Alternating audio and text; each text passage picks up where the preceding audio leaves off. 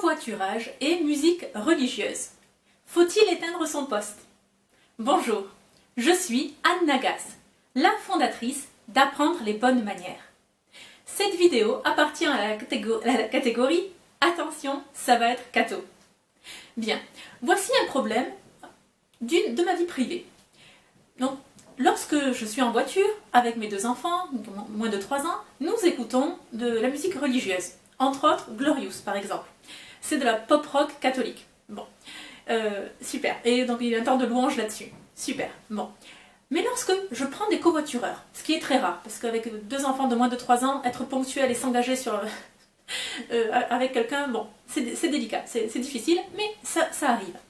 Et à ce moment-là, honnêtement, je ne sais pas si les convenances me permettent d'imposer ma musique.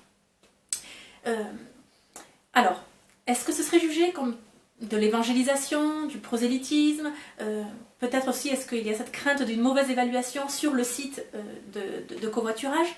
Bon, je ne sais pas, je vous interroge là-dessus, je ne sais pas. À titre privé, il m'est arrivé plusieurs fois donc, d'être dans des voitures, de profiter du covoiturage, et bon, la majorité du temps, pas de souci, c'est très bien. Mais il y a certaines fois où j'ai réellement subi la musique. Donc en mon sens, c'était même du bruit, c'était pas de la musique. C'était des appels à la violence, à la haine, à la révolte. Bon, pendant 3 heures, ça bourdonnait dans les oreilles. C'était très désagréable. Voilà. D'autres fois, les goûts musicaux de la personne ne me plaisaient pas. Mais enfin bon, ça reste de la musique.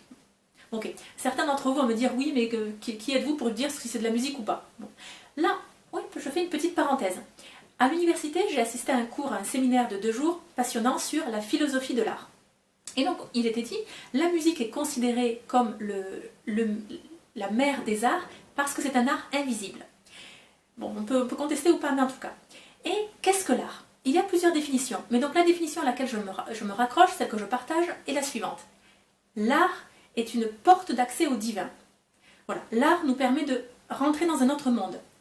Peu importe ce que vous mettez derrière le mot divin, on ne va pas rentrer dans ce registre, en tout cas voilà, vous comprenez, le divin, quelque chose de surnaturel. Donc, c'est une définition qui me plaît beaucoup pour justement juger l'art, enfin juger dans une petite position, mais de l'art contemporain. Est-ce que quelque chose est une porte d'accès au divin ou pas?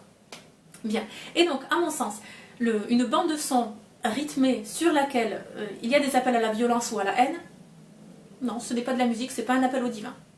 Bon, enfin voilà, en tout cas, dites-moi ce que vous en pensez. Est-ce que vous oseriez, vous, si tel est votre cas, ou si vous prenez des covoitureurs, mettre de la musique glorieuse, enfin pour ne citer que par exemple, ou de la musique qui est caractéristique de votre religion, ou est-ce que justement vous n'osez pas, que c'est peut-être un pas de trop à franchir? Bien, j'espère que cette vidéo vous a plu. Pour en savoir plus sur le protocole, l'étiquette ou le savoir-vivre, rendez-vous sur le site Apprendre les bonnes manières. Et d'ici là, n'oubliez pas, la bienséance fait la différence.